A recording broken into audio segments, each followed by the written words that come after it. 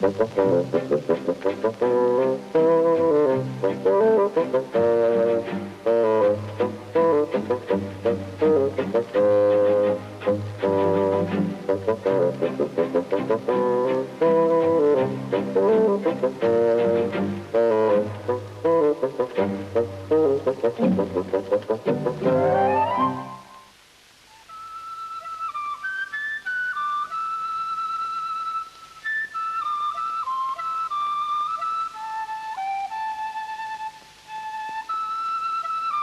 haunting notes of that distant piping, soft and gentle, yet somehow summoning.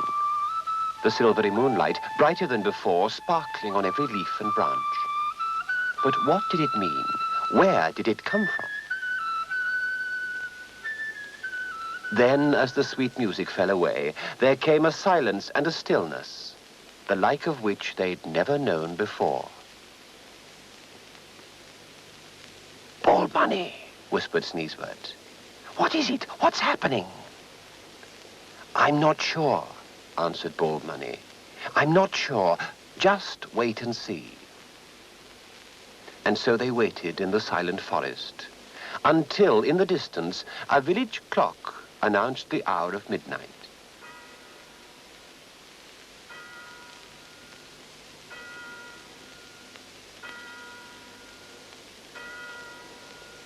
Midnight on Midsummer's Eve.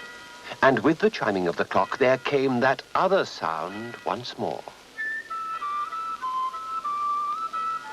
The piping was now heard by every creature in the forest. It reached to every treetop nest, to every hidden burrow. A music that seemed not of this earth, yet it was all the song of birds, of the wind passing over the meadow grasses and through slender reeds. The song of insects at the heat of noon, of trees in tumult, the voice of streams and rivers, and of the eternal seas.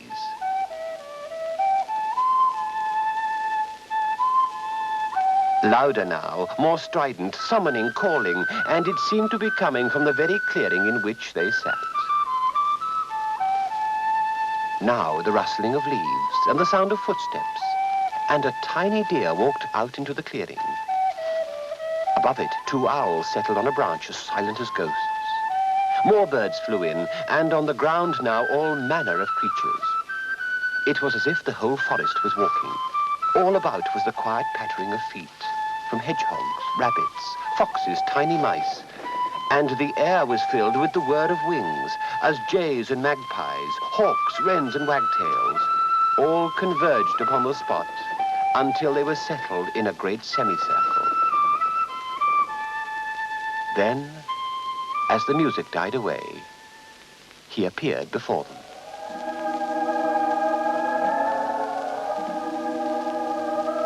This, then, was their friend, the helper of all wild creatures, half man, half beast, the great god, Pan. "People of the wood, who is it that has called me to your presence?" Then into the broad moonlight of the clearing hobbled Dodder.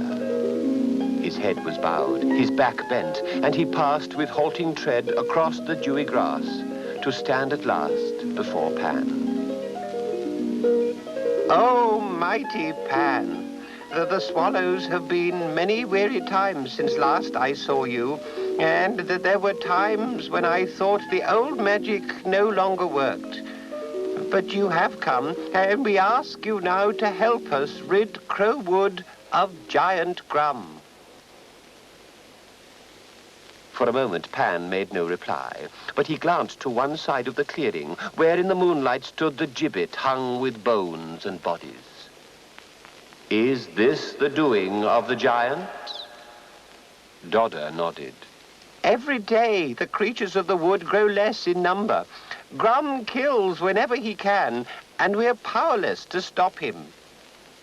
Pan looked around the clearing, his gaze resting at last upon the pheasants huddled together. "Realize, all of you, that the woods were here before man walked the earth, and that they are for all creatures to share." And the pheasants hung their heads in shame. Then Pan turned again to Dodder. and looking down at the small figure, said gently, "Dodder, you alone of the creatures of the wood know of the old magic. You alone were able to summon me. If you wish to rid Crow Wood of Giant Grum, you must bring him to me now."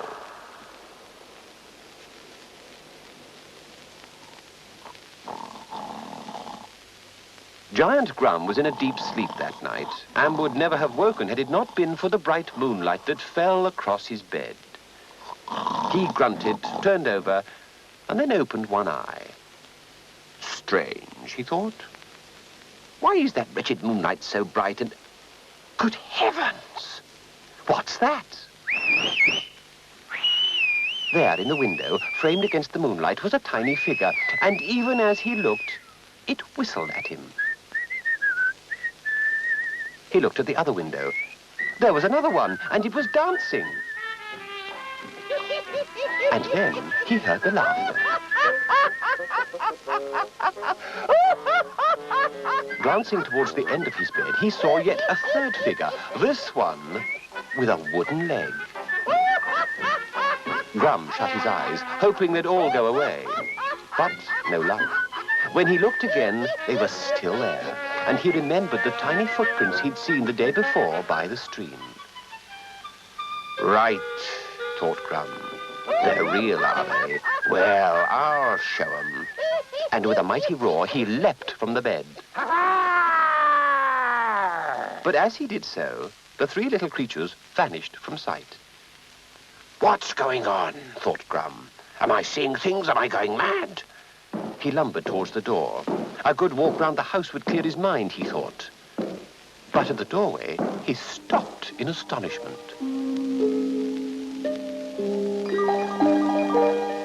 The whole of Crow Wood was glittering and sparkling with strange light. He stood for a minute, taking in the scene. Something strange going on in my wood, he thought. Trespassers, poachers, perhaps. I'll soon put a stop to their little game. Deep inside the forest, the creatures of Crow Wood sat waiting. And very soon they heard a familiar sound.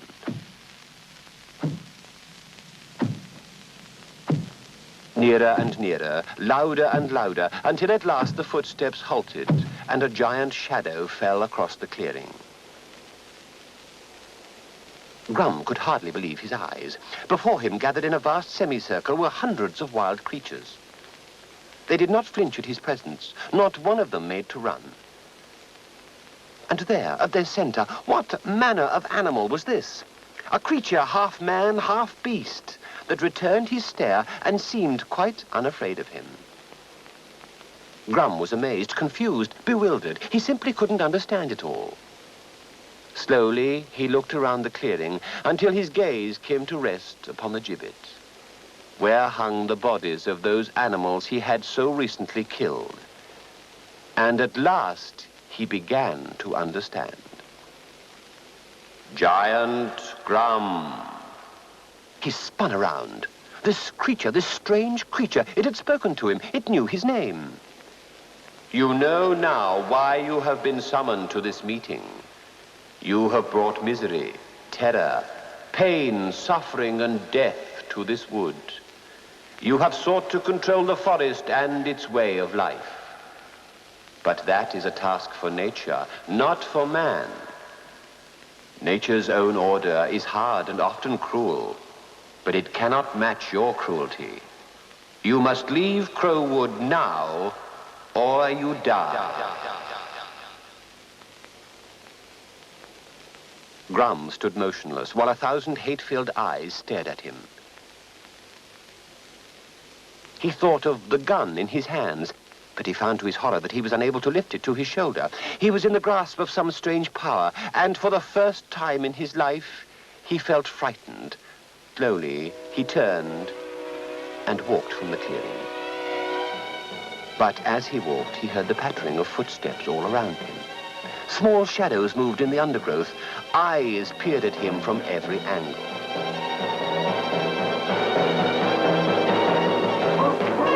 A fox howled close by. An owl swooped across his path. He heard a whistling and a hissing from all sides.